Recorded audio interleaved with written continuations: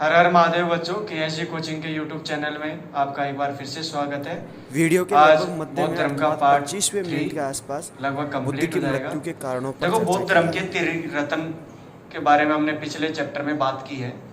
बौद्ध धर्म के त्रिरत्न, त्रिरत्नों में हमने 2 रत्नों पे चर्चा कर ली। बुद्ध, दूसरा त्रिरत्न था धम्म, और तीसरा त्रिरत्न है संघ। हमने बुद्ध के ऊपर चर्चा कर ली, उनका जन्म कहाँ हुआ, शादी विवाह, माता पिता, जन्म स्थान, किस प्रकार उन्होंने ज्ञान की तलाश में उधर उधर भटका, उनके गुरु कौन थे वगैरह। बुद्ध के बाद में हमने उनके धम्म के बारे में चर्चा की, उनका जो जीवन का दर्शन जो था, उन्होंने क्या खोजा 6 साल में, वो भी हमने पार्ट 2 में इसमें के ऊपर चर्चा कर ली। आज हम उनके संघ के बारे में चर्चा करेंगे, संघ होता क्या है और एक किस प्रकार इसका उत्पत्ति हुई थी। ये सभी चीज़ें आज के चैप्टर में हम देखेंगे। सबसे पहले अगर बात की जाए कि संघ होता क्या है, दरअसल क्या होते थे कि जो बौद्ध भिक्षु जहाँ एकत्रित होकर एक जगह निवास करते थे, उसे संघ कहते थे। अब दूसरा प्रश्न यही आ जाता है कि संघ में कौन रहता था, बौद्ध भिक्षु कौन होते थे। भगवान तो किसी को भिक्षु बनाता नहीं। तो देखो, बौद्ध भिक्षु की अगर बात की जाए,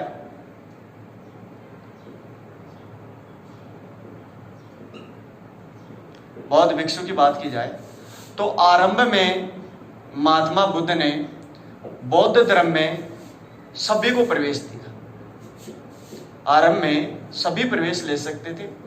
केवल और केवल जिसको प्रतिबंधित थी, वो प्रतिबंधित थी केवल महिला प्रतिबंधित थी। लेकिन बाद की अगर बात की जाए तो इस नियम को चेंज कर दिया, और इसको चेंज करके अब यहाँ पे बाद में जो भाग ले सकते थे, इसमें महिला भी ले सकती थी, किंतु 15 वर्ष से नीचे का कोई भी व्यक्ति इसमें भाग नहीं ले सकता था। दूसरा, इसमें कोई भी जो ऋणी होता था, ऋणी जिसके ऊपर कर्जा होता था, वो भी भाग नहीं ले सकता था, क्योंकि उस जमाने में बहुत से ऋणियों ने कर्जा ले लेके और संघ में प्रवेश लेना प्रारंभ कर दिया। तो अब इससे व्यापारी वर्ग काफी हतोत्साहित हुआ, तो इसके ऊपर प्रतिबंध लगाया। दास के ऊपर प्रतिबंध लगाया, क्योंकि काफी दास भाग भाग के संघ में प्रवेश लेने लग गए। उनके लिए सीधा सा था कि वो भिक्षु जीवन अपनाए और आराम से मांग के खा ले। इसके अलावा दास हुआ, नौकर हुआ, ऋणी हुआ, और इसके अलावा हत्यारा जो हुआ, हत्यारा जो जिसे सजा नहीं मिलती, अंगुलीमाल हत्यारा था। तो प्रारंभ में ये नियम नहीं था, तो अंगुलीमाल को यहाँ प्रवेश मिल गया था। अजातशत्रु ने उसके ऊपर 1000 स्वर्ण मुद्राओं का इनाम रख रखा था, और जब अजातशत्रु ने उन्हें देखा कि अजातशत्रु ये अंगुलीमाल तो अपना हत्यारा है, तो महात्मा बुद्ध ने कहा कि अगर ये हत्यारा है तो आप इसे ले जाओ। और अंगुलीमाल उनके चरणों में पड़ गया कि सर, आप मेरे को जो भी सजा देना चाहते हो महाराज, वो सजा दे दीजिए। तो अजातशत्रु ने कहा कि आप वो हत्यारे नहीं जिसे मैं ढूंढ रहा था, अंगुलीमाल नहीं है, आप एक बहुत भिक्षु बन चुके हैं। तो काफी जो हत्यारे थे, काफी दोषी व्यक्ति थे, वो सजा से बचने के लिए भी यहाँ भाग के प्रवेश कर लेते थे संघ में। अब संघ में प्रवेश कैसे करते थे, कौन करते थे, इसका नियम क्या होता था, उसके बारे में चर्चा करते हैं। तो पहली चीज तो एंट्रेंस की जो एग्जाम थी, उसके लिए अप्लाई ये लोग ही कर सकते थे। जो महिला हो सकती थी, पुरुष कोई भी कर सकता है, लेकिन 15 साल से नीचे नहीं कर सकता था अप्लाई। दूसरा, कोई ऋणी भी इसमें अप्लाई नहीं कर सकता था। आप वहां बहुत भिक्षु नहीं बन सकते थे अगर ऋणी हो, दास हो, नौकर हो, हत्यारे हो, ये सभी नहीं बन सकते। अब दूसरा, इसमें अगर बात करती साहब आपने अप्लाई कर दिया, तो फिर आपके ऊपर किस प्रकार आपको संघ में प्रवेश दिया जाएगा। तो सबसे पहला जो नियम होता था, वो दीक्षा दी जाती थी, प्रवज्ञा की दीक्षा। प्रवज्ञा की दीक्षा क्या होती थी, जो पहले से ही कोई श्रमण होता था, कोई भी श्रमण बौद्ध भिक्षु, वो क्या करता था, किसी भी व्यक्ति को प्रवज्ञा की दीक्षा दे सकता था। प्रवज्ञा का दीक्षा का मतलब ये था कि कोई भी व्यक्ति आपके पास आता है, ये कहता है कि साहब मैं बौद्ध भिक्षु बनना चाहता हूं, तो उसे पहला एक काम दिया जाता था कि आपको एक दीक्षा दे दी, आपका एक नियम और सिद्धांत बना दिया कि आप किसी वस्तु को, किसी सोने चांदी की वस्तु को छुएंगे नहीं, ना आपका कोई ग्रस्त होगा, ना कोई आपका जीवनचर्या होगा। आपका एक रेगुलर रूटीन ये विधि होगी कि आप सुबह उठेंगे और आप मांग के खाएंगे। भिक्षु का जीवन जो व्यतीत करता था वो दीक्षा कहलाती थी प्रवज्ञा की दीक्षा। भिक्षु का जीवन तो प्रवज्ञा कहलाता था। अब जब भिक्षु के जीवन में आदमी सिद्धि प्राप्त कर लेता था, जो गुरु जो उसको श्रमण जो आदेश देता था उसको अगर कंप्लीट कर लेता था, तो फिर उसके बाद में दूसरी उसको दीक्षा दी जाती थी जिसे कहते थे उपसंपदा की दीक्षा। अब अगर कोई भिक्षु का जीवन ईमानदारी से गुजार लेता है तो उसे संघ में प्रवेश दिया जाता था। संघ माने जहां बौद्ध विहार, जहां मठ रहते थे, जहां सभी श्रमण रहते थे, तो भिक्षु के बाद में उसका दूसरा जीवन हो जाता, वो कहलाता था श्रमण। उपसंपदा में प्रवेश करते ही वो क्या कहलाने लग जाता? श्रमण। प्रवज्ञा की दीक्षा जो ले लेता था और जो जिसको उपसंपदा यानी संघ में प्रवेश नहीं मिलता था, वो आजीवन बौद्ध भिक्षु ही कहलाता था। समझ रहे हो आप? लेकिन जो उपसंपदा में दीक्षा जो ले लेता था तो वो श्रमण कहलाने लग जाता था, यानी वो संघ में प्रवेश कर जाता था। एक संघ जैसे जगह जगह होते थे, सारनाथ में, बोध गया में, जगह जगह संघ थे, मठ थे, विहार थे, नालंदा, तक्षशिला, ये सभी संघ थे। तो वहां प्रवेश लेने के बाद में अब इसको दूसरी दिनचर्या हो जाती थी। पहली बौद्ध भिक्षु का काम क्या था कि रोटी मांग के खाना, कोई दीन दुखी की सहायता करना और ध्यान साधना करके ईश्वर में डूबे रहना। लेकिन संघ में प्रवेश करने के बाद में यहाँ ये संघ में प्रवेश कर जाता था, संघ में प्रवेश उपसंपदा की, और वो क्या कहलाता था? यहाँ पे कहलाता था श्रमण। क्या कहलाता था? श्रमण। अब इसका कार्य दूसरा हो जाता था, इसका चेंज हो जाता था। अब ये क्या करता था कि जो बौद्ध संघ की समय समय पर सभा होती थी, उस सभाओं में भाग लेता था। और उस सभा किस प्रकार होती थी, उसमें क्या क्या कार्य होता था, वो भी मैं आपको बताता हूं। लेकिन पहले प्रवेश की पूरी डिटेल्ड बता देता हूं। अब इसमें क्या होती है कि तीसरी चीज क्या होती थी कि उपसंपदा यानी श्रमण हो जाता था। अब ये जैसे ही श्रमण हो जाता था तो उसे कंथिन का मतलब ऐसे वस्त्र दिए जाते थे जो गेरुए रंग के होते थे। गेरुए रंग के वस्त्र दिए जाते थे। तो कंथिन क्या होते थे कि वो वस्त्र जो गेरुए रंग के होते थे, जिन्हें श्रमण धारण करता था या बौद्ध भिक्षु धारण करता था, वो क्या कहलाता था? कंथिन कहलाता था। जबकि महिलाएं जो होती थी उनको अलग वस्त्र दिए जाते थे, वो उद्द कसाटी कहलाते थे। क्या कहलाते थे? उद्द कसाटी। महिलाओं को जो आपने देखा होगा कि महिलाएं नीचे से पहले के जमाने में जो धोती पहनती थी, जो पुरुषों की तरह, और ऊपर की तरफ यूं वस्त्र डाला करती थी, वो उद्द कसाटी कहलाता था। उद्द कसाटी ये महिलाओं को दिए जाने वाले वस्त्र थे। और कंथिन जो था वो पुरुष भिक्षुओं और जो श्रमण होता था, इनको दिए जाने वाले गेरुए रंग के वस्त्र होते थे। गेरुए रंग के ये वस्त्र पहना करते थे। तो अब आप यहाँ पे संघ में प्रवेश कर चुके हैं, उम्मीद करता हूं आप सभी समझ गए होंगे। दूसरी चीज एक और देख लो कि जब आप संघ में प्रवेश कर गए हैं, लेकिन कुछ लोग ऐसे भी थे कि साहब मैं गृहस्थ हूं, मैं सन्यासी नहीं बनना चाहता, लेकिन मैं बौद्ध धर्म ग्रहण करना चाहता हूं।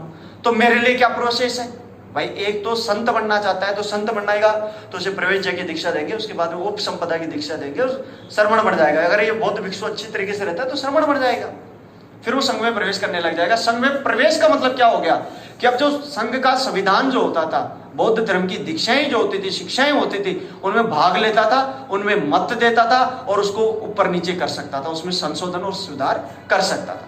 लेकिन कोई गृहस्थ आदमी अगर इसको स्वीकार करना चाहिए बौद्ध धर्म को, तो उसके लिए एक प्रावधान था, वो होता था उपासक यानी गृहस्थ जीवन में रहकर बौद्ध धर्म स्वीकार करना।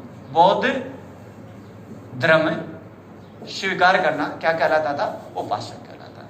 इस प्रकार ये एंट्रेंस आपकी हो गई। आप इसको एक बार स्क्रीनशॉट ले लो, फिर इसके बाद में देखते हैं कि बौद्ध संघ में क्या क्या हुआ। अब अगर बात की जाए कि संघ किस प्रकार चलता था, संघ का क्या सिस्टम हुआ करता था, तो उसमें क्या होते थे, जो सभी भिक्षु होते थे वो एकत्रित होते थे, और एकत्रित होकर पहला जो काम होता था वो होता था पातिमोक्ष। पातिमोक्ष क्या होता था कि महात्मा बुद्ध ने कोई उपदेश दिया, तो दो चीजें होती थी, या तो किसी बात के लिए उन्होंने निषेध किया है, या फिर कोई कार्य करने की सलाह दी है। तो दो चीजें हैं, विधि और दूसरा है निषेध। यानी कोई नियम हो या कोई प्रतिबंध हो तो उसका वाचन किया जाता था। कोई भी एक व्यक्ति, एक श्रमण खड़ा हो जाता था और उसका वाचन करना था कि सत्य नहीं, सत्य बोलना है, हिंसा नहीं करनी है, किसी भी परिस्थिति में कोई सोने चांदी को टच नहीं करना है, भोग विलास की वस्तुओं को टच नहीं करना, आपके जीवन की सिर्फ आपके वस्त्र और इसके अलावा आपके कमंडल होना चाहिए, वगैरह वगैरह जो भी होते थे विधि निषेध, उसका जो पाठ जो किया जाता था वो पातिमोक्ष सभा में होता था। दूसरा उपास या उपवस्था, ये क्या होता था? उपास और उपवस्था का मतलब ये था, ये दूसरी धर्म सभा थी जिसमें धर्म के ऊपर चर्चा की जाती थी। धर्म के ऊपर कैसे?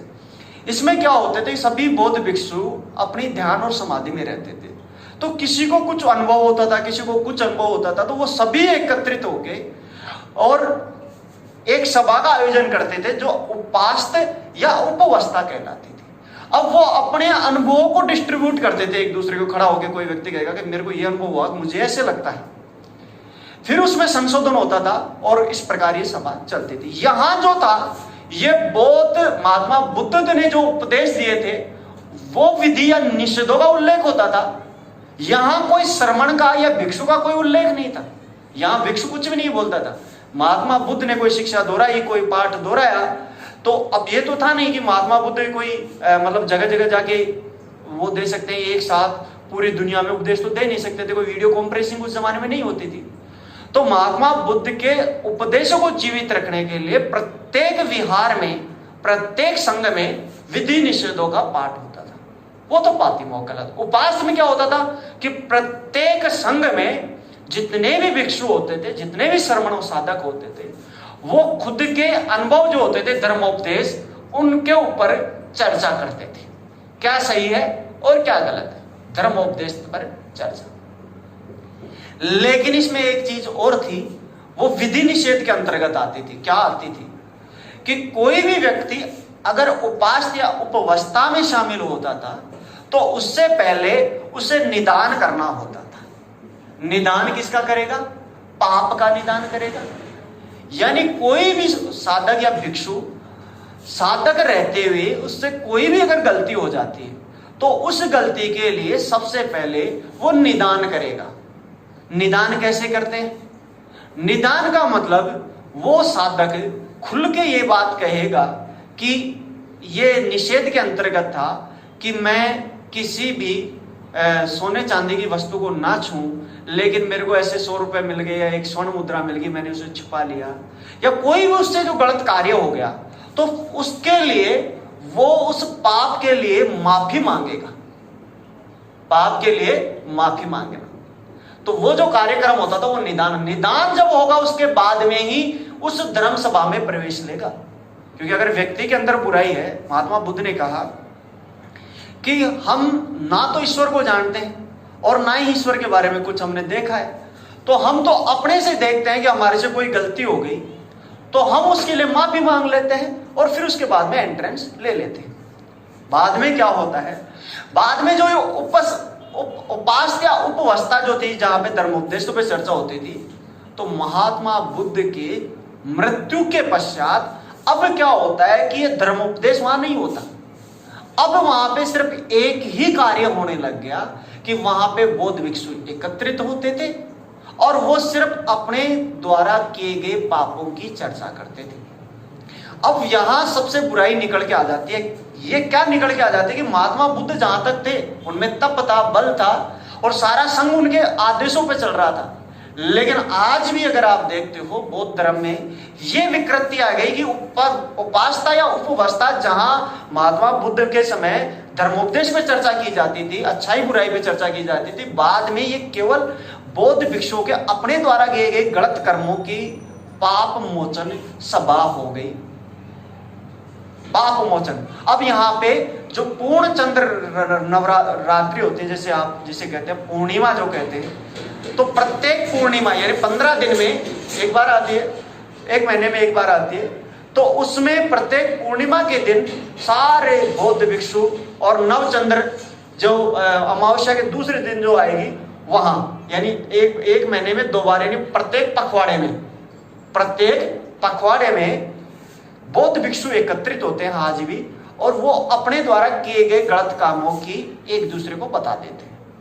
अब इसमें और भी विकृति आ गई, और विकृतियां क्या आ गई कि पहले ये नियम था कि बौद्ध भिक्षु से अगर कोई गलती हुई है तो वो सबके सामने कहेगा, लेकिन अब इसमें उन्होंने और तोड़ निकाला सभा ने, और अब ये कर लिया है उन्होंने कि वो किसी एक व्यक्ति को बताते हैं। तो एक व्यक्ति का मतलब क्या हुआ कि आपका राज जानने वाला कोई सिर्फ एक ही व्यक्ति है, सिर्फ एक ही व्यक्ति है, और उसे आप खास बना लो, उसके राज आप जानते हो। तो ये एक बुराई यहाँ पे निकल के आ जाती है। निदान में पाप का माफी मांग जाती। तो ये जो उपासना जो थी, जो 15 दिन में पखवाड़े में होती थी, लेकिन परवरना या पवारना जिसे अपन कहते हैं, वो 1 साल में एक बार होती थी, और ये भी पाप या पाप के लिए, के बौद्ध भिक्षु द्वारा हुए पाप के लिए माफी मांगने के लिए ये होती थी। लेकिन ये इसमें इनमें ये अंतर है कि ये एक वर्ष में एक बार होती है, जबकि जो उपासना या उपवस्था जो है वो पाक्षिक है। पाक्षिक यानी एक पखवाड़े में एक बार होती है। तो ये आपके समझ में आ गया होगा कि पातिमोक्ष जो होता था वो महात्मा बुद्ध द्वारा जो निर्धारित थे उनके द्वारा विधि निषेधों का पाठ होता था। उपासना में धर्म उपदेशों पर चर्चा होती थी। इसके अलावा निदान में पाप के लिए पाक्षिक रूप से पखवाड़े में माफी मांगी जाती थी। परवरना या पवारना की बात की जाए तो पाप के लिए माफी मांगी जाती थी, लेकिन एक वर्ष में एक बार मांगी जाती। अब आता है अगला नति। नति क्या होता था? अब जो बौद्ध सभा जो होती थी उसमें जो प्रस्ताव लेके आते थे, नति क्या होता है? बौद्ध संघ की सभा का प्रस्ताव। बौद्ध संघ के नियम हुआ करते थे, आपको ये करना है, ये नहीं करना, और उनमें सुधार भी किया जाता था। तो सुधार किसके तरह करेंगे? कोई प्रस्ताव लेके आएगा। मान लीजिए मैं एक साधु संत बन गया, बौद्ध भिक्षु बन गया, और मेरे को ये महसूस हुआ कि ये चीजें गलत हैं, आप ये नहीं करते, अपन ऐसे करते हैं कि जीवन की भौतिक आवश्यकता है धन, तो धन को अपन छू सकते हैं लेकिन अपन ग्रहण नहीं कर सकते, मतलब अधिकार नहीं जमा सकते। तो ये महात्मा बुद्ध ने तो छूना ही मना कर दिया। उसके पास कोई भी पैसा लाएगा तो वो छुएगा नहीं, देखेगा नहीं, आप कहीं भी लगा दो उस पैसे को, मेरे को कोई मतलब नहीं। लेकिन मैं उसको प्रस्ताव लेके आता हूं, मैं नति लेके आया, और नति में मैंने प्रस्ताव रखा कि साहब कोई भी धन आए तो उसको आप रख सकते हो, लेकिन उसे खुद के लिए उपभोग नहीं करेंगे, आप किसी और के लिए कर सकते हो। तो ये जो प्रस्ताव मैं लेके आऊंगा तो वो क्या कहलाएगा? नति कहलाएगा। अब इसमें दूसरा चीज आता है, प्रस्ताव जब मैं लेके आ गया तो सभा में लेके आऊंगा, तो सभा उसके ऊपर क्या करेगी? उसके ऊपर चर्चा करेगी, चर्चा करके बहस करेगी, बहस करके ऊपर मतदान होगा, और मतदान होकर वो या तो पास होगा या फिर वो प्रस्ताव हटा दिया जाएगा। अगर वो पास हो जाएगा तो बौद्ध संघ में, बौद्ध नियमों में शामिल हो जाएगा। तो ये जो नति जो था, महात्मा बुद्ध ने स्वयं को ईश्वर घोषित नहीं किया, ये उनकी सबसे बड़ी भूल रही। उसने खुद के नियमों को, यानी वो सबसे उदारवादी आदमी था, उसने ये नहीं कहा कि जो मैंने कह दिया वो शाश्वत सत्य है। उन्होंने कहा कि आप भी खोज सकते हो, मैंने अपना अनुभव ग्रहण किया है, आप अपना करना। तो लोग यहाँ जुड़ाते गए, और जुड़ा के वो अपने अनुभवों को अलग अलग तरीके से। तो अब अगला क्या था कि प्रस्ताव जो लिया जाता था उससे, उसके बाद में अनुसावन या कम वाचा। अनुसावन या कम वाचा किसे कहते थे? कि जो प्रस्ताव लेके आता था कोई भी व्यक्ति, तो उसका कोई एक व्यक्ति खड़ा होकर पाठ करता था कि साहब फलाने फलाने भिक्षु ये चाहते हैं कि बौद्ध संघ में ये प्रावधान हो, ये सुधार हो। तो जो वाचन जो करता था, प्रस्ताव का पाठ वाचन जो किया जाता था वो अनुसावन या कम्म वाचा कहलाता था। ठीक है। अब इसके बाद में क्या होता था? आसन प्रज्ञापक। जो सभा जो होती थी गणतंत्र तरीके से होती थी, उसमें यूं होती थी, आप ये समझ लीजिए, यहां देख लीजिए, ये और ये, यानी यहां बौद्ध भिक्षु बैठेंगे, यहां भी बौद्ध भिक्षु बैठेंगे, और यहां महात्मा बुद्ध के लिए स्थान खाली छोड़ा जाएगा। बाद में यहां पे मूर्तियां लगाने लगे, महात्मा बुद्ध को पूजा जाने लगा, वो बाद में बताऊंगा। और यहां उसका अध्यक्ष बैठता था। जो सभा का अध्यक्ष होता था वो आसन प्रज्ञापक कहलाता था। सभा का अध्यक्ष क्या कहलाता था? आसन प्रज्ञापक। अब जब प्रस्ताव पढ़ दिया जाता था तो उसके ऊपर मतदान होता था, और जो मतदान होता था, मत को कहते थे छंद, यानी छंद। अब वो कहते थे कि अब छंद की अनुमति है, छंद की, अब कोई भी व्यक्ति मतदान कर सकता है। और मतदान में भी एक और विधि थी जिसे कहते थे गुल्लहक, गुप्त मतदान, गुप्त मतदान। यानी एक प्रोसेस ये भी था, एक तो कोई प्रस्ताव बहुत ही सहज हो तो उसमें सभी एक साथ खड़े हो जाए, तो वो तो कहलाता था मत। और जिसमें कोई बहुत बड़ी सहमति ना बनी तो उसमें क्या होता था कि गुप्त मतदान प्रक्रिया अपनाई जाती थी, वो गुल्लहक कहलाती थी। गुल्लहक एक बार छंद पूछा जा चुका है। छंद, बौद्ध धर्म में छंद का मतलब क्या है, तो ये पूछा जा चुका है, वो मत है। आप इसका एक स्क्रीनशॉट ले सकते हैं। अब देखते हैं अगले वाले। तो वशा या आश्रय क्या कहलाता था कि जो 4 माह का वर्षा काल जो होता था, 4 माह का वर्षा काल, उसमें बौद्ध भिक्षु के लिए एक नियम बनाया गया कि बौद्ध भिक्षु एक ही स्थान पे ठहरेगा और वो समाधि की अवस्था में ही 4 माह गुजारेगा। 4 माह वर्षा काल में समाधि की अवस्था में गुजारेगा, नंबर 1, और दूसरा एक ही स्थान पर ठहरेगा। तो आपको ये ध्यान रखना है। दूसरा क्या होता था, बौद्ध जीवन की घटनाओं के अनुसार कालक्रम, उनके स्थान कौन कौन से हैं, कालक्रमानुसार स्थान कौन कौन से हैं, तो ये भी आप देख लो। हालांकि मैंने आपको बताया है, आपके दिमाग में एक सिक्वेंस बन गया होगा। सबसे पहले आप लेंगे उनका जन्म स्थान। जन्म स्थान में आप कपिल वस्तु लिख सकते हैं या लुम्बिनी भी लिख सकते हैं, लुम्बिनी ग्राम। तो मैं कपिल वस्तु लिख लेता हूं, कई किताबों में लुम्बिनी भी लिख देते हैं, तो दोनों एक ही हैं, उसमें कोई घबराने वाली बात नहीं।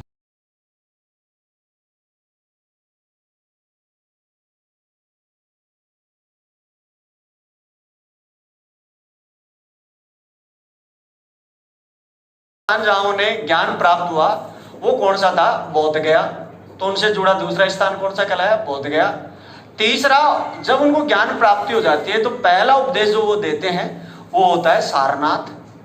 सारनाथ तीसरा उनका स्थान है। चौथा, उसके बाद में धर्म संघ स्थापित करते हैं कुशीनगर। कुशीनगर की जगह कुशीनारा भी आ जाता है, दोनों एक ही हैं, जहां उनका महापरिनिर्वाण हुआ, तो कुशीनगर। फिर उसके बाद में 5वां जो स्थान था उनसे संबंधी वो था श्रावस्ती। और श्रावस्ती के ऊपर मैंने आपको पिछली बार क्वेश्चन बताया था, सबसे इंपॉर्टेंट आपको याद ये रखना है, सबसे ज्यादा टाइम कहाँ गुजारा, श्रावस्ती में। सबसे ज्यादा शिक्षक कहाँ के थे, श्रावस्ती के। सबसे ज्यादा महात्मा बुद्ध ने वसा या आश्रय स्थल कहाँ गुजारा, श्रावस्ती में। सबसे ज्यादा महात्मा बुद्ध के जो विहार कहाँ थे, श्रावस्ती में। तो कुछ भी क्वेश्चन आए तो श्रावस्ती आपको मैंने याद रखनी है। श्रावस्ती माने जो कौशल प्रदेश की राजधानी थी। फिर श्रावस्ती के बाद में इसकी कौशल प्रदेश की राजधानी साकेत बनती है। फिर साकेत के बाद में इसका नाम बढ़ जाता है अयोध्या, जब भगवान राम पैदा हुए थे। इस बात से ये अंदाज लगाते हैं इतिहासकार कि भगवान राम का जन्म महात्मा बुद्ध के बाद हुआ था, क्योंकि श्रावस्ती तो साकेत से पहले का नाम है ना। श्रावस्ती के बाद में छठा जो स्थान उनसे संबंधित था वो था संकाश्य। 7वां स्थान जो उनसे संबंधित था जिसका नाम था राजगृह, जहां पहली बौद्ध संगति भी होती है। और उसका प्रमुख जो शिष्य है महाराज बिंबिसार, जिसकी राजधानी भी रही थी, वो है। और लास्ट और 8वां जो था वो वैशाली। तो अगर महात्मा बुद्ध से जुड़े घटनाओं के अनुसार, जुड़े कालक्रम के अनुसार स्थान, तो ये चारों स्थान आपको याद रखने कालक्रम के अनुसार है। और अष्ट महास्थान की अगर बात की जाए तो इन चारों को और ऐड कर दो, 4 + 4 तो कितने हो गए, 8, यानी 8 महास्थान के अंदर ये आ जाते हैं। ठीक है। इसके बाद में आते हैं कि बुद्ध के अनुसार महात्मा बुद्ध ने पवित्रतम दिशा किसे कही। महात्मा बुद्ध ने दक्षिण जो दिशा है, दक्षिण दिशा को सबसे पवित्रतम दिशा कही। देखो आप इस बात को समझ सकते हो, हर इंसान की एक थ्योरी होती है जिसमें जीता है। महात्मा बुद्ध नेपाल से उतर के दक्षिण में आए थे और जहां उन्हें ज्ञान प्राप्त हुई, तो उनके अनुभव के अनुसार उन्होंने बताया कि सबसे पवित्रतम दिशा कौन सी है? दक्षिण दिशा। जब बाद में हम इसका जब मतलब फूट की बात करेंगे बौद्ध धर्म में, जो हीनयान वाले जो लोग हैं, हीनयान जो इसको महात्मा बुद्ध के उपदेशों को ही मानते हैं, खुद का कोई भी दिमाग नहीं लगाते, वो कहते हैं कि सब झूठा है, महात्मा बुद्ध जितनी की तपस्या किसी ने नहीं की, उसके नाम पे लोग खा रहे हैं, तो उसको ही हम मानेंगे, उनके जो उपदेश है उनको ही हम मानेंगे, ना कोई ईश्वर है ना कुछ और है। अक्षरक्ष जो बुद्ध को फॉलो करते हैं वो सारे बौद्ध धर्म वाले देश दक्षिण दिशा में है, सारे बौद्ध भिक्षु धर्म दक्षिण दिशा में है। जो ओरिजिनल महात्मा बुद्ध का धर्म है वो श्रीलंका, जावा, मलेशिया, इंडोनेशिया, ये वाले द्वीपों में, शाम, थाईलैंड, इनमें। और जो अपने में सुधार करते गए, परिवर्तनवादी थे, जो कट्टर बन गए, वो ऊपर वाले देश में चले गए, उत्तर दिशा में चले गए, जैसे तिब्बत हुआ, चाइना हुआ, कोरिया हुआ, जापान हुआ, वो सुधारवादी या परिवर्तनवादी। तो उपदेश की अगर भाषा की बात की जाए तो महात्मा बुद्ध उपदेश की जो भाषा थी, तो देखो जिस इंसान को सच्चा ज्ञान हो जाता है उसे कोई विशिष्ट भाषा, अलंकृत चीजों की जरूरत नहीं होती। तो महात्मा बुद्ध सामान्य जो उस जमाने में आम लोग जो बोलते थे पाली भाषा का उन्होंने उपयोग किया। और जब आप फिर बाद में पढ़ेंगे, जब इनके विभाजन हो जाएगा, महायान और हीनयान 2 भागों में बढ़ जाएगा, तो हीनयान वाले पाली भाषा अपनाएंगे जो महात्मा बुद्ध ने अपनाई, और महायान वाले ब्राह्मणवाद को चुनौती देने के लिए, अपने आप को सर्वश्रेष्ठ सिद्ध घोषित करने के लिए जो विद्वानों की जो भाषा है संस्कृत भाषा, उसको अपना लेंगे। तो ये भी एक आगे देखो, महापरिनिर्वाण की अपन बात करते हैं। तो महापरिनिर्वाण की बात की जाए तो 483 बीसी में महात्मा बुद्ध का महापरिनिर्वाण हुआ। और वो कहां हुआ? कुशीनगर में हुआ। कुशीनगर, जिसे अपन कहते हैं कुशीनारा। क्यों हुआ? ये बीमार थे, और बीमारी क्या थी? इनके पेचिश थी उदर पीड़ा, जिसे अपन कहते हैं पेचिश, इनके हो गया था, कंटिन्यूस दस्त जो होते हैं, तो वो इनके ये बीमारी हो गई थी। ये बीमारी क्यों हुई थी? ऐसे बताते हैं कि पावापुरी में इन्होंने चंद नामक लोहार के यहां भोजन किया था, चंद लोहार के यहां भोजन किया था, और कहते हैं कि शुकर का इन्होंने मार्दव खाया था। इस वजह से इनकी आंतें पहले से मतलब तपस्या से साधना इन्होंने कठोर की थी, तो काफी कमजोर थी, और शुगर का मार्दव से ऐसे कहते हैं कि पावापुरी में ये बीमार पड़ गए थे। बीमार की अवस्था में इन्हें कुशीनारा लाया गया। महात्मा बुद्ध को ये पता लग गया कि अब अपना अंतिम समय आ गया है, तो उन्होंने अपने जो अनुयायी थे उनको क्या उपदेश दिया, ये आप इसका स्क्रीनशॉट ले सकते हो। हाँ, तो अब आप देखिए, महापरिनिर्वाण यानी उनका जो निधन हुआ, तो निधन उनका हुआ कहां था? तो ये एक और क्वेश्चन इसमें याद रखना, हिरण्यवती नदी के किनारे इनका निधन हुआ। और ये कहां है? कुशीनगर। मैंने फिर पहले आपको बता दिया, कुशीनगर कहां है? पूर्वी यूपी में, जो उत्तर प्रदेश है वर्तमान का, उसका पूर्वी, जो बिहार को छूता हो, ऊपर नेपाल को छूता हो जो हिस्सा है, वो पूर्वी यूपी में। अच्छा, 80 वर्ष की आयु में इनका निधन हुआ। 80 वर्ष इनकी आयु हो गई थी उस टाइम। और 483 बीसी में, जो मैंने अब आपको पहले बता दिया, 483 बीसी में इनका महापरिनिर्वाण के बाद में दूसरी चीज है बौद्ध पूर्णिमा, यानी किस तिथि को इनका निधन हुआ। तो देखो, बुद्ध पूर्णिमा का बड़ा विशिष्ट स्थान है महात्मा बौद्ध धर्म में। क्यों? क्योंकि महात्मा बुद्ध का जन्म, महात्मा बुद्ध की संबोधि या ज्ञान प्राप्ति, और महात्मा बुद्ध का महापरिनिर्वाण या निधन, ये तीनों एक ही महापरिनिर्वाण एक ही तिथि को हुआ।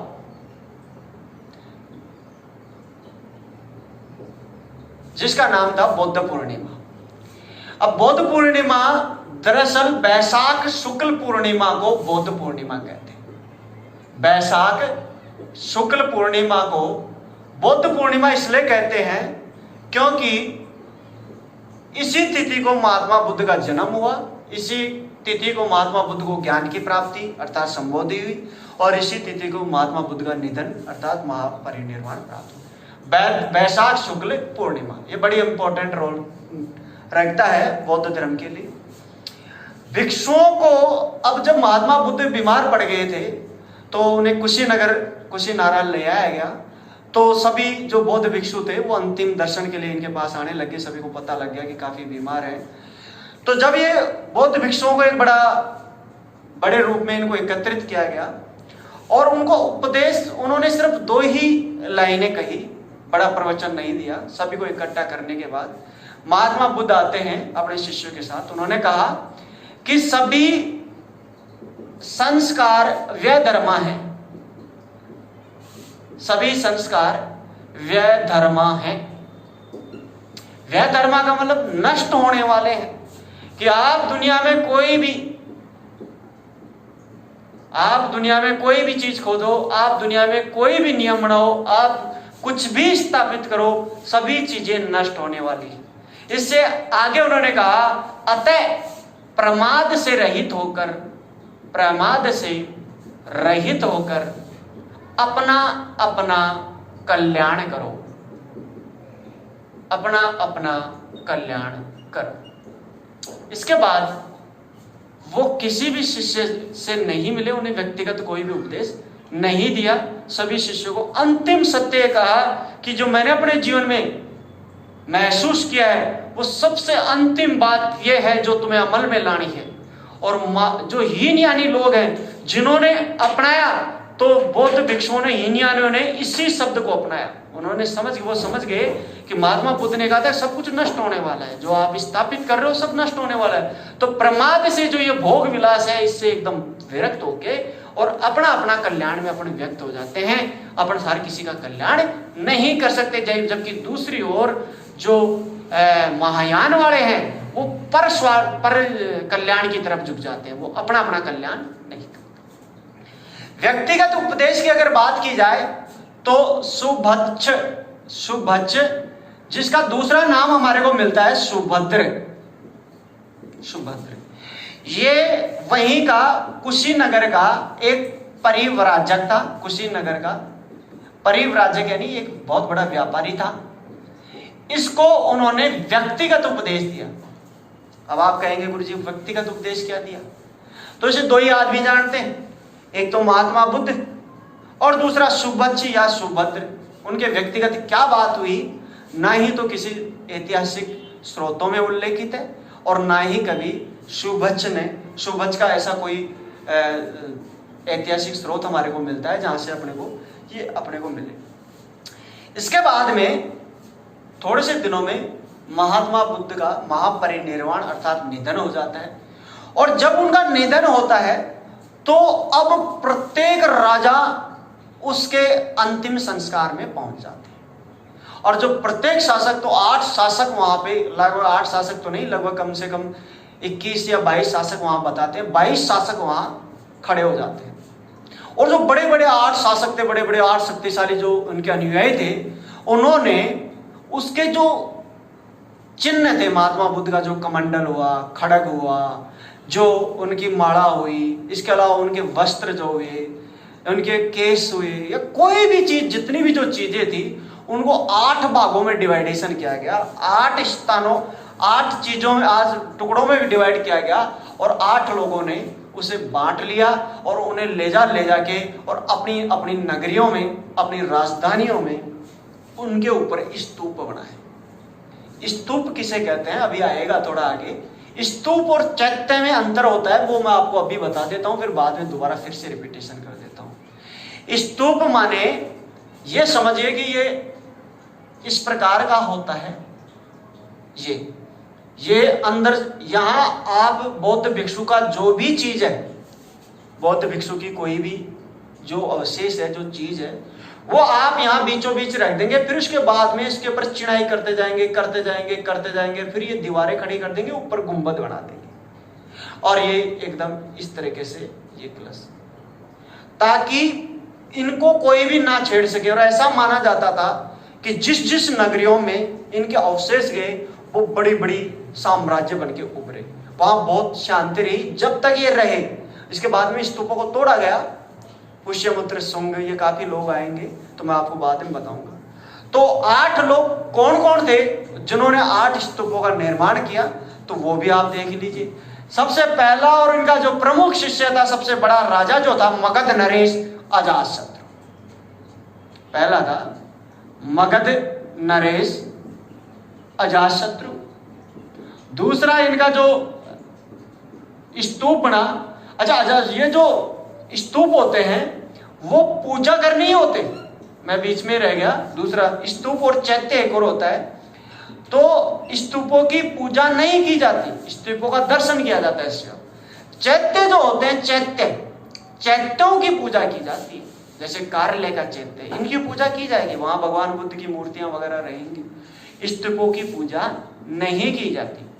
जैसे आपने सुना होगा, आपको पता होगा अच्छे से, कि जयपुर के पास ही ये जो अपना विराट नगर है, वैराट से एक सोने की मंजूषा मिली थी जिसके अंदर एक खड़ग और कमंडल था।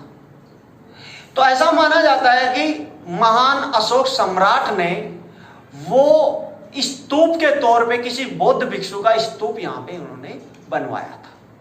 और वो क्यों बनवाया था? ताकि शांति स्थापन हो, उसके राज्य क्षेत्र में सुख समृद्धि हो, तो इसलिए बनाया। मगध नरेश अजातशत्रु, याद रखना, सम्राट अशोक इसके समकालीन नहीं थे महात्मा बुद्ध की, ये इसके काफी बाद में आएंगे।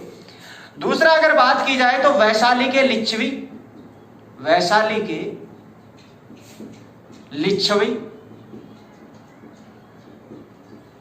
तीसरी कपिल वस्तु के शाक्य, इनके जो खुद के परिवार वाले, कपिल वस्तु के शाक्य। चौथे जो थे वो थे अल्लकप के बुल्ली। पांचवे जो थे वो थे रामग्राम के कोलिय। छठे जो थे वेठद्वीप के ब्राह्मण। ब्राह्मणों ने भी इसे स्वीकार किया था, वेठद्वीप के ब्राह्मण थे। सातवें जो थे पावा और कुशीनगर। पावा जहां ये बीमार पड़ते हैं और कुशीनगर जहां इन्होंने अंतिम सांस ली। पावा व कुशीनगर के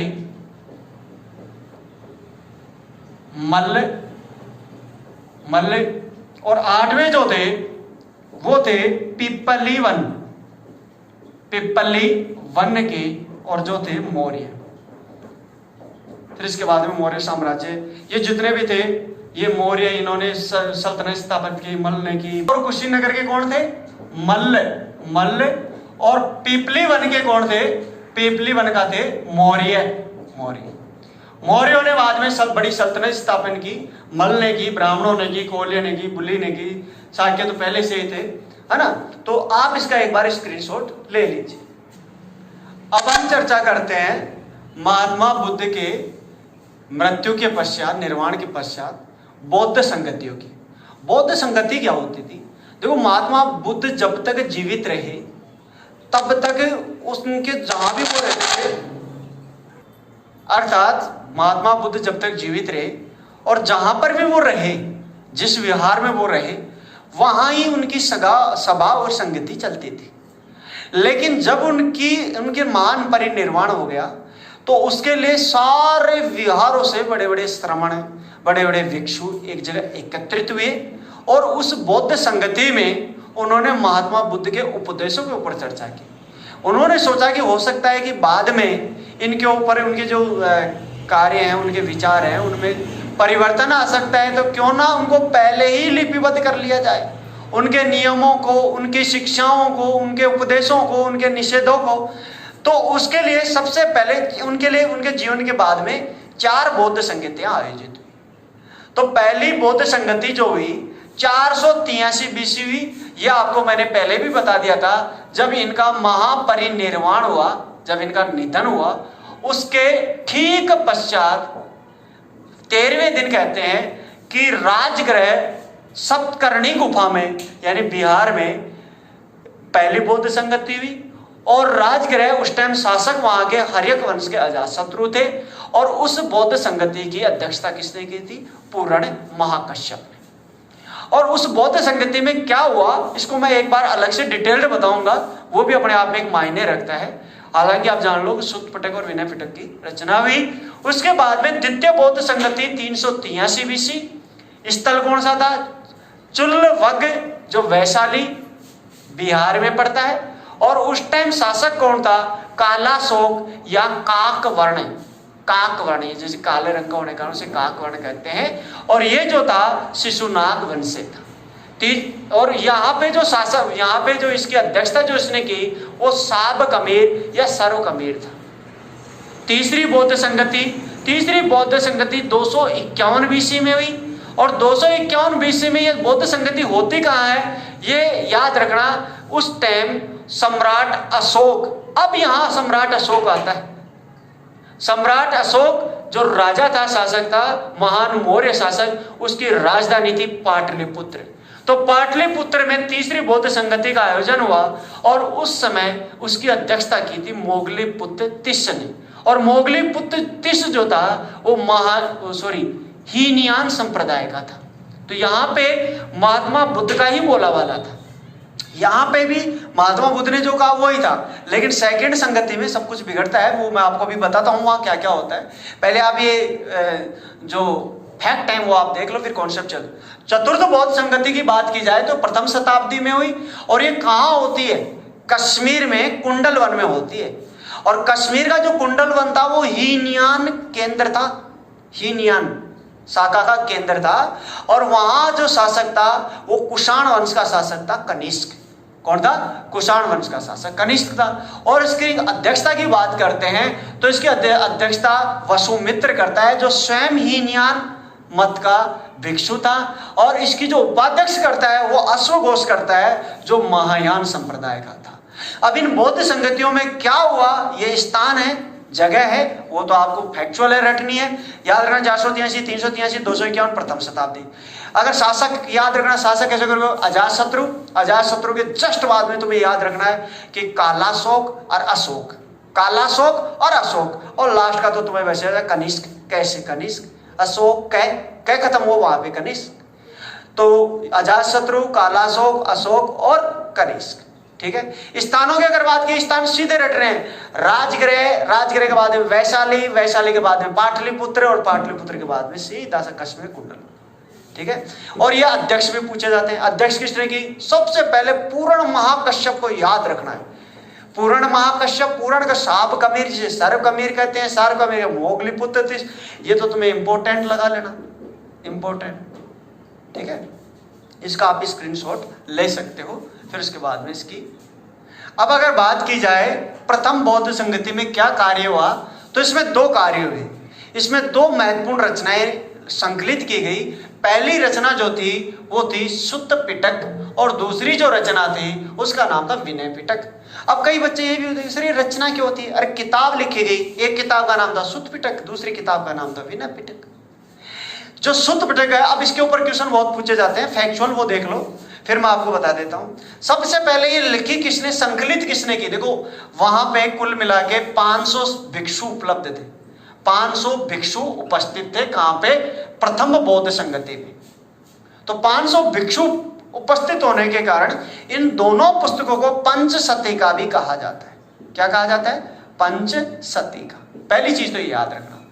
वहां पे ज्यादा भीड़ नहीं थी, क्योंकि उस टाइम जब महात्मा बुद्ध की मृत्यु होती है तो महात्मा बुद्ध जितने कठोर साधक, आनंद, उपाली, ये लगभग सभी जीवित थे, तो उनके सामने कोई बोल नहीं सकता था। तो सुत्त पिटक की जो संकलन किया वो किया आनंद ने, जो महात्मा बुद्ध का सर्वप्रिय शिष्य था, इसका चचेरा भाई था, हर समय उनके साथ रहता था। दूसरा, इसके अंदर है क्या, इस किताब के अंदर क्या है? तो इसमें दो चीजें हैं। क्या है? दो चीजें हैं। पहला इसमें है जातक कथाएं, जातक कथाएं, और दूसरा इसमें है महात्मा बुद्ध के उपदेश। क्योंकि ज्यादातर जो आनंद था वो महात्मा बुद्ध के साथ रहता था, उनका पीए कह सकते हो। तो जो भी उपदेश उन्होंने दिया वो सारा इसमें संकलित इन्होंने कर दिया। जातक कथाएं क्या है कि महात्मा बुद्ध के पूर्व जन्म की कथाएं। जब महात्मा बुद्ध समाधि में जाते थे तो समाधि में जाके वो अपने इस जीवन चक्र से परे चले जाते थे और वो बता देते थे कि मैं पिछले जन्म में उसमें मैंने ये काम किया, उसमें मैं ये था, इस योनि में मैंने जीवन लिया और इस प्रकार मेरा ये जीवन निकला। तो जातक कथाएं लगभग 500 जातक कथाएं का उल्लेख है। कहां पे? सुत्त पिटक में 500 जातक कथाएं हैं। और याद रखना जातक कथाएं जो हैं वो सुत्त पिटक के खुद्दक निकाय में है। ये बड़ा इंपॉर्टेंट है, हालांकि अभी तक नहीं पूछा गया, लेकिन अब तक ये सुत्त पिटक क्या है ये तो सभी पूछ लिया। तो अब ये सिर्फ इंपॉर्टेंट चीज ये भी जातक कथाएं कौन से निकाय में मिलती है? खुद्दक निकाय में अपने को मिलती है 500 जातक कथाएं। इसके जातक कथाएं का मतलब क्या है? पूर्व जन्म की घटनाएं, महात्मा बुद्ध के पूर्व जन्म की घटनाएं। दूसरा महात्मा बुद्ध के उपदेश मिलते हैं। तीसरा इसके ऊपर जो क्वेश्चन बनता है वो बनता है कि इसे सुत्त पिटक को प्रारंभिक बौद्ध धर्म का एनसाइक्लोपीडिया भी कहा जाता है। ये सीधा क्वेश्चन कम से कम 100 बार कई एग्जामों में पूछा जा चुका है। प्रारंभिक बौद्ध धर्म का एनसाइक्लोपीडिया किसे कहा जाता है? ये कुंजी है, बौद्ध धर्म की कुंजी है, ये शाश्वत है, सत्य है। जो महात्मा बुद्ध ने कहा, आनंद ने सिर्फ उसी को लिखा, लिपिबद्ध किया, बाकी किसी भी चीज को नहीं। तो इसे एनसाइक्लोपीडिया, ये कुंजी है किसकी? प्रारंभिक महात्मा बौद्ध धर्म की। अब दूसरी चीज आती है विनय पिटक। और विनय पिटक की अगर बात की जाए तो सबसे पहला चीज आता है इसका रचना, इसका संकलन किसने किया? इसका संकलन आनंद ने किया था। जो इसका प्रिय शिष्य था वो उसकी बातें बताएगा। और विनय पिटक की जो रचना की इसके प्रधान शिष्य ने की, जिसका नाम था उपाली। प्रधान शिष्य का नाम क्या था? उपाली, जो नपित या नाई था, जिसे विनय का विद्वान भी कहते थे और जो बौद्ध संघों को चलाता था। दूसरा इसमें क्या है? इसमें जातक कथाएं और बुद्ध के उपदेश हैं। तो इसमें क्या है? विनय पिटक में है बौद्ध संघ के नियम, बौद्ध संघ के नियम। मैंने कहा था एक संरक्षिका थी और एक बौद्ध संघ का प्रधान था। तो संरक्षिका जो थी वो वैशाली थी और प्रधान जब बौद्ध संघ का जो नियम चलते थे वो कोई भी नियम बनाता था वो उपाली ही बनाता था। बड़ा जबरदस्त विद्वान आदमी था। तो इसने बौद्ध संघ के जितने भी नियम थे उनको लिपिबद्ध कर दिया कि संघ में रहोगे तो ये लागू हो जाएगा। क्योंकि उन्हें मालूम था कि महात्मा बुद्ध जब अब नहीं है तो लोग अपनी कुंठाओं का निष्कासन करेंगे और ये बौद्ध धर्म छीन भीन हो जाएगा। और यही विनय पिटक ही महात्मा बुद्ध के बौद्ध धर्म का पतन का कारण बना। हालांकि पतन का कारण इसे पूर्णतः इसे नहीं कह सकते। क्यों नहीं कह सकते?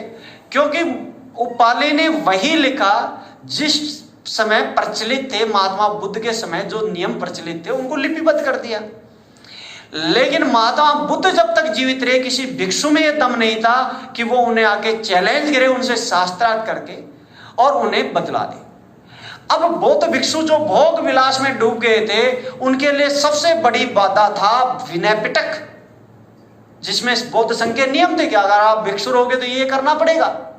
तो सबसे पहले इसे नकारना था और ये पहली बौद्ध संगति में हो गया था। काश कि ये जन्म के समय हो जाते, महात्मा बुद्ध के जन्म के समय अगर सुत्त पिटक या विनय पिटक लिखा जाता तो शायद इसके परिणाम कुछ और होते। तो ये आप दोनों देख सकते हो। इसमें क्या था? बौद्ध संघ के नियम था और इसके पतन का कारण। तो दो रचनाएं बौद्ध संगति की प्रथम बौद्ध संगति में ये की गई।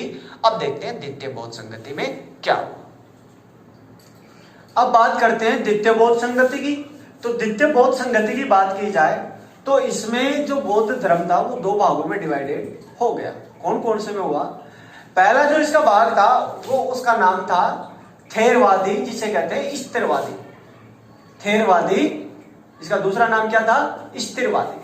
और दूसरा जो भाग था उसका नाम था महासंघिक या सर्वस्तिवादी। महासंघिक या सर्वस्तिवादी। अब ये क्या हुए, क्षेत्र के स्थान पे इनका विभाजन हुआ। जैसे महात्मा बुद्ध का अगर धर्म की प्रचार की बात की जाए तो यहाँ यूपी राजस्थान के पूर्वी हिस्से से लेके और मगध, अंग, चंपा, वहां तक इनका विस्तार था, काफी लंबे क्षेत्र में। तो काफी इनके संघ थे। तो पूर्वी क्षेत्र के बौद्ध भिक्षु अलग और पश्चिमी क्षेत्र के बौद्ध भिक्षु अलग। तो दो भाग इसके हो गए दिशाओं के आधार पर। जो थेरवादी जो थे वो पश्चिमी क्षेत्र के थे और महासंघिक थे वो पूर्वी क्षेत्र, बिहार वाला, ये बिहार हुआ और इसके अलावा पाटलिपुत्र, वैशाली, ये बड़ा सा भी क्षेत्र आता है। इसका जो प्रमुख क्षेत्र थे वो क्षेत्र कौन से थे? कौशाम्बी और अवंती। और इनका जो क्षेत्र था वो वज्रपुत्र, पाटलिपुत्र और वैशाली को दोनों को वज्रपुत्र कहते हैं। वज्जियों ने यहाँ राज किया था इसलिए वज्रपुत्र कहते हैं। दूसरा, इसका नेतृत्व कौन कर रहा था? नेतृत्व की अगर बात की जाए तो थेरवादियों का नेतृत्व महाकच्छायन कर रहा था, जबकि महासंघिक का नेतृत्व महाकश्यप कर रहा था। और इनके अगर केंद्र की बात की जाए तो थेरवादियों का बाद में जाके केंद्र बन गया कश्मीर। कौन सा केंद्र बना? कश्मीर। और इसका जो केंद्र था वो मगध, बिहार वाला क्षेत्र, मगध इसका केंद्र बना। बाद में इन जो थेरवादी और महासंघिक थे इनमें भी विभाजन फूट पड़ गई आपस में। और जो थेरवादी थे वो 11 भागों में बट गए और महासंघिक 7 भागों में बट गए। इनमें जो प्रमुख भाग बना उसका नाम था हीनयान और इसका प्रमुख भाग बना उसका भाग था महायान। अब बात आती है कि इनमें विभाजन जो हुआ उसका मूल कारण क्या था? क्या कारण था कि बौद्ध संघ 2 भागों में विभाजित हो गया? तो मूल कारण की अगर बात की जाए तो थेरवादी या स्थिरवादी परंपरावादी थे। क्या थे? परंपरावादी। परंपरावादी माने तो महात्मा बुद्ध ने जो कहा है हम उसी को मानेंगे, उसके अतिरिक्त हमारा कोई मत, कोई विचारधारा नहीं है, क्योंकि उन्होंने खोजा है और उससे ज्यादा हम किसी ने लगता नहीं कि कोई खोजेगा, और खोजेगा तो खुद ही अपना धर्म चला देगा। वो महात्मा बुद्ध के संग में क्यों रहेगा? तो यहां संग में रह के अगर कोई परिवर्तन कर रहा है तो वो अपने स्वार्थ के अनुसार ही परिवर्तन करेगा। ये परंपरावादी ऐसा मानते थे। जबकि महासंघिक कहते थे कि महात्मा बुद्ध ने कहा कि अपना अपना कल्याण करो, तो यानी अपना अपना कल्याण का औचित्य ये था, उनका मतलब ये था कि आप जैसे मैंने सत्य को खोजा है आप भी सत्य प्राप्त करो और फिर उसके अनुसार आप अपने अनुसार जियो। तो अपने अनुसार जियो तो वहां अपना नियम लग गया।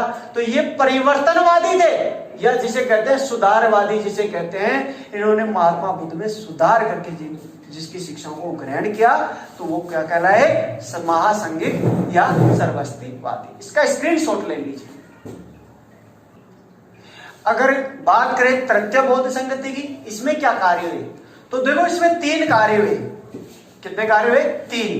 पहला जो कार्य था वो हुआ अभिधम्म पिटक की रचना। अभिधम्म पिटक की रचना। देखो अब त्रिपिटक आ गए हैं। मैं एक बार फिर से आपको याद दिला दूं। त्रिपिटक कौन कौन से हैं? 2 पिटक पहली बौद्ध संगति में थे, सुत्त पिटक, दूसरा विनय पिटक और तीसरा अभिधम्म पिटक। सुत्त पिटक की रचना किसने की थी? सुत्त पिटक की रचना आनंद ने की थी, इसकी रचना उपाली ने की थी और इसकी रचना किसने की? मोगलीपुत्र तिस्स ने। क्योंकि इसकी अध्यक्षता किसने की थी? मोगलीपुत्र तिस्स ने। तो अभिधम्म पिटक की रचना मोगलीपुत्र तिस्स ने की। दूसरा अब इसमें आती है कि मोगलीपुत्र तिस्स, इसमें क्या है? इस पुस्तक में पिटक का मतलब पिटारा, पिटक क्या शाब्दिक अर्थ होता है? पिटारा। तो इसमें मैंने बताया सुत्त पिटक में कि महात्मा बुद्ध की जीवन की पूर्व की घटनाएं और इसके उपदेश हैं। विनय पिटक में बौद्ध संघ के नियम है। तो अभिधम्म पिटक में क्या है? अभिधम्म पिटक की बात की जाए तो महात्मा बुद्ध के धम्म की दार्शनिक व्याख्या की गई है। इससे रट लेना, दार्शनिक व्याख्या। ये क्या है कि देखो सबसे मूल रीजन जो सेकंड बौद्ध संगति में देखने को मिला कि बौद्ध धर्म में टुकड़े हो गए। और टुकड़े होने का मूल कारण क्या था कि एक ही बात का दो व्यक्ति अलग अलग अर्थ निकाल रहे थे, जैसा उनका मन था उस हिसाब से वो उसका अर्थ निकाल रहे थे। अब यहां मोगली पुत्र तिस ने इसी चीज के ऊपर कार्य किया, और पहला कार्य क्या किया कि बौद्ध धर्म के जितने भी उपदेश थे उनकी दार्शनिक व्याख्या की, कि महात्मा बुद्ध ये कहना चाहते हैं, वो नहीं कहना चाहते जो तुम सोच रहे हो। तो दार्शनिक व्याख्या करती, त्रिसिद्धांत थे महात्मा बुद्ध के त्रिरत्न है महात्मा बौद्ध धर्म के, बुद्ध धम्म और संघ। तो संघ के लिए नियम तो कहां बन गया, संघ के लिए तो विनय पिटक में, और धम्म की दार्शनिक व्याख्या किसने कर दी, अभिधम्म पिटक में कर दी। और बुद्ध, महात्मा बुद्ध के बारे में किसने लिखा, सुत्त पिटक में, यानी आनंद ने। तो त्रिपिटकों के त्रिरत्नों में समाहित हो गए, समझ में आ गया। धम्म अभिधम्म पिटक, संघ विनय पिटक, संघ में क्या आएगा, विनय पिटक, और बुद्ध, महात्मा बुद्ध के बारे में अपने को जानकारी कहां से मिलेगी, सुत्त पिटक में। तो पहली चीज तो ये यहां पे दार्शनिक व्याख्या की गई, और ये पहला कार्य हुआ। दूसरा कार्य जो यहां हुआ, तो बौद्ध धर्म में जो विभाजन है, विभाजन को रोकने के लिए कठोर नियमों का प्रतिपादन किया गया। क्या किया गया, कठोर नियमों का प्रतिपादन किया गया। दूसरा इसमें क्या हुआ कि तीसरा एक काम और हुआ, इसमें बौद्ध साहित्य जो भी था उसका प्रमाणीकरण किया गया। बौद्ध साहित्य का प्रमाणीकरण किया गया, यानी वो जो मोहर होती थी महात्मा बुद्ध के उसमें संघ में, उसके द्वारा प्रमाणित किया गया कि ये बौद्ध साहित्य प्रमाणित है, बाकी सब झूठा है, बौद्ध भिक्षु इसी को अनुकूलन करेंगे। और सबसे मोस्ट चीज ये थी कि मोगली पुत्र तिस जो था वो हीनयानी था, हीनयानी यानी महात्मा बुद्ध को अक्षर अक्ष फॉलो करने वाला। तो इस सभा ने एक बहुत ही इंपॉर्टेंट काम किया कि 60,000 पथ भ्रष्ट बौद्ध भिक्षुओं को देश निकाला दिया। सम्राट अशोक मौर्य ने जो 60,000 बौद्ध भिक्षुओं को संकलित किया, इस संगीति ने उनको देश निकाला दे दिया। वो सब झूठे थे, पाखंडी थे। अब यहाँ पे कुछ ही अवशेष बचे। अब बात आती है कि इसका उल्लेख कहां मिलता है, तृतीय बौद्ध संगति का उल्लेख कहां मिलता है। तो भारतीय इतिहास में एकमात्र जगह केवल इसका उल्लेख मिलता है, और वो कहां मिलता है, एक किताब है जिसका नाम है सामंत पासादिका। कहां लिख, आप इसको मैं यहां लिख देता हूं त्रिपिटकों की जगह। इसका एकमात्र भारतीय उल्लेख कहां मिलता है, सामंत पासादिका, और ये पुस्तक लिखी थी बुद्ध घोष ने। तो बुद्ध घोष द्वारा रचित सामंत पासादिका में ही तृतीय बौद्ध संगति का उल्लेख मिलता है। ये बड़ी विडंबना की चीज है, आप यहाँ पे कंफ्यूज होते हैं। एक बार यूपीएससी ने क्वेश्चन पूछा, तृतीय बौद्ध संगति का उल्लेख मिलता है, और उसमें एक ऑप्शन दे रखा था सम्राट अशोक के शिलालेखों में।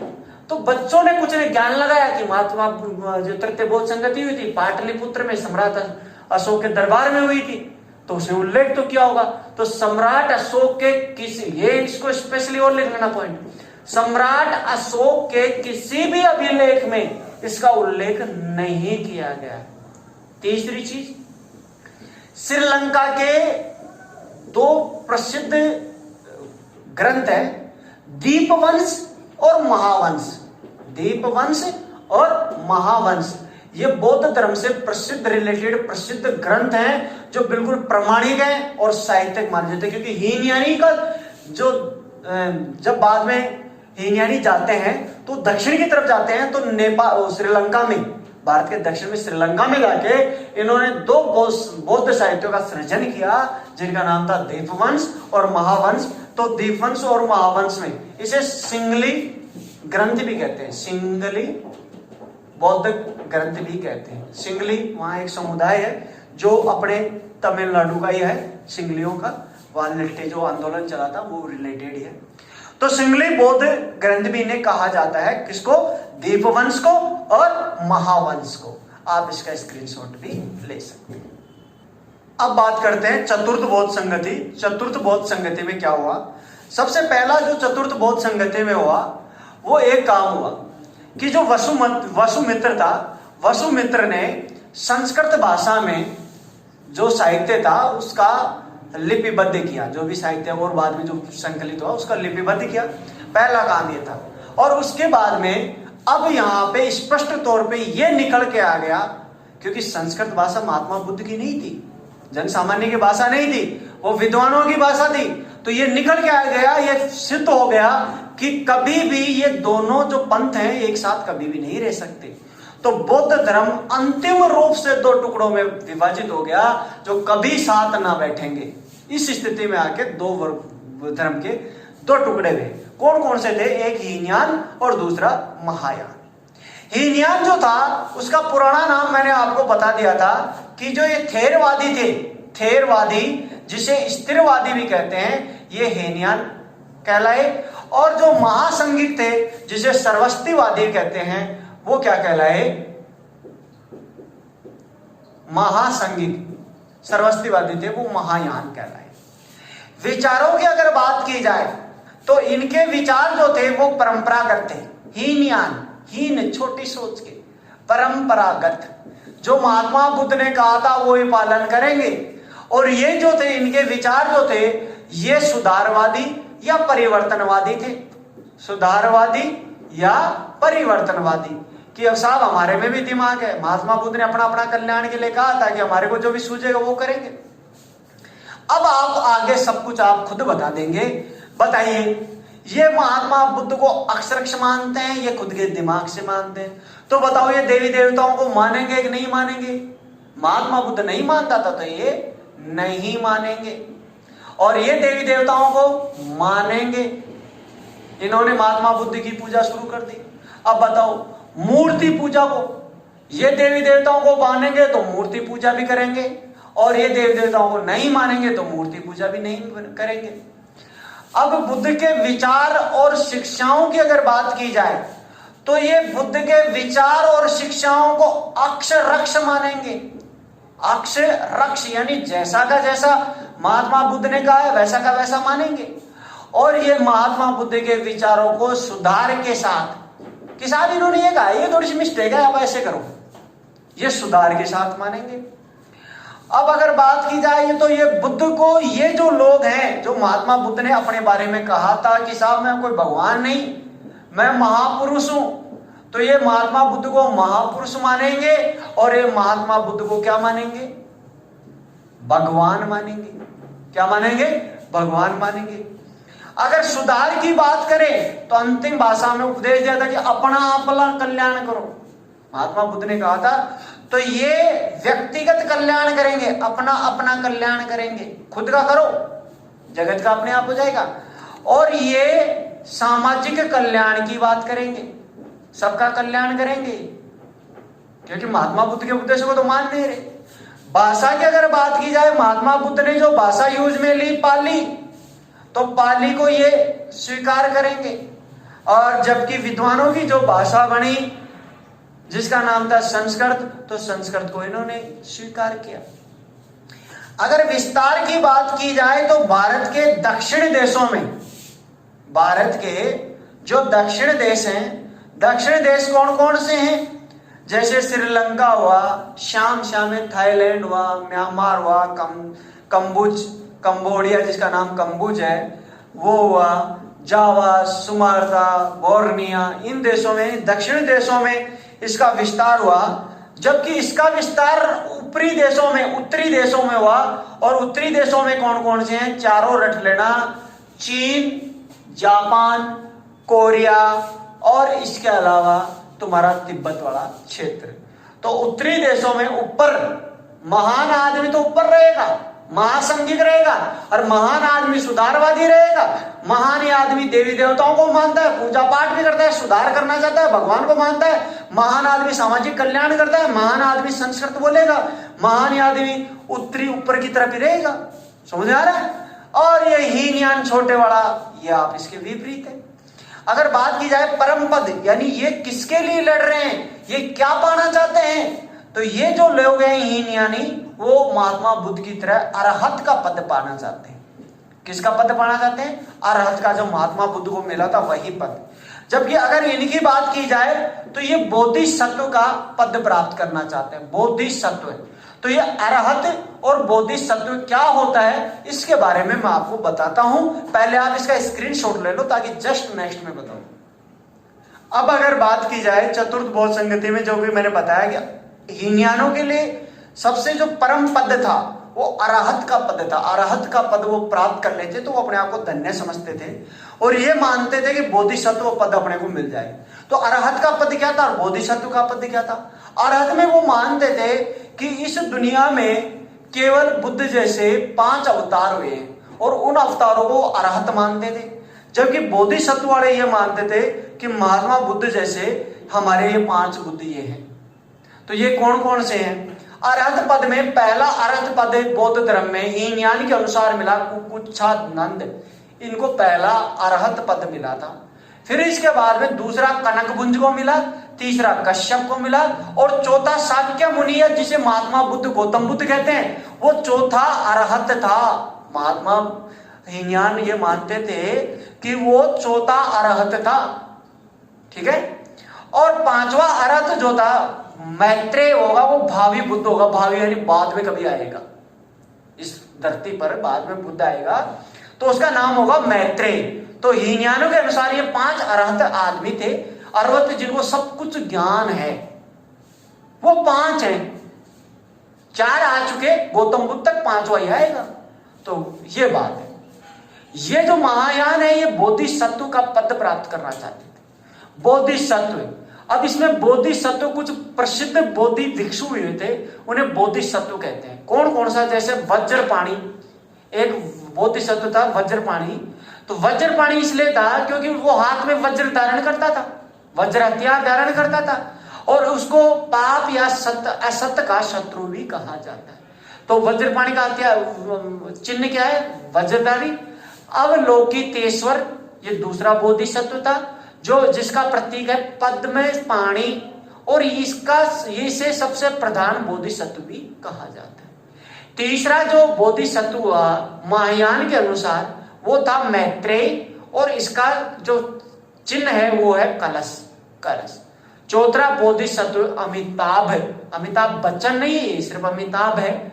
उसका चिन्ह जो था, प्रतीक जो था वो पद्म था और इसे स्वर्गीय बुद्ध भी कहा जाता है, स्वर्गीय बुद्ध। और लास्ट था मंजूश्री जिसका चिन्ह था खड़ग।